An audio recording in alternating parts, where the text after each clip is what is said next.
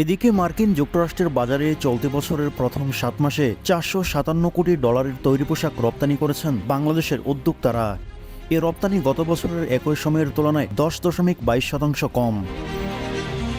US department of কমার্সের আওতাধীন office textile and apparels হালনাগাদ পরিসংখ্যানে এ তথ্য উঠে আসে।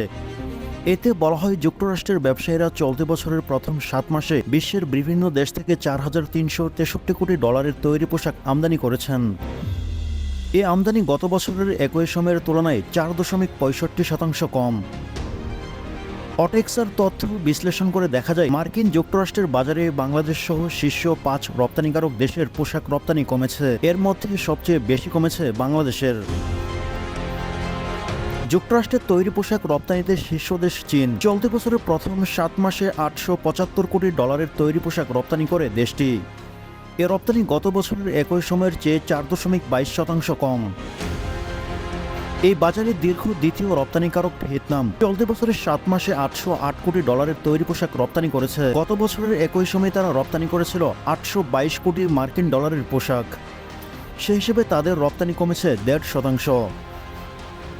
অন্যদিকে অটেক্সার তথ্য অনুযায়ী মার্কিন যুক্তরাষ্ট্রের বাজারে ভারত ও ইন্দোনেশিয়ার পোশাক রপ্তানি কমেছে। চলতি বছরের 7 মাসে ভারত 285 কোটি ডলারের পোশাক রপ্তানি করে, তাদের রপ্তানি কমেছে 2.21%।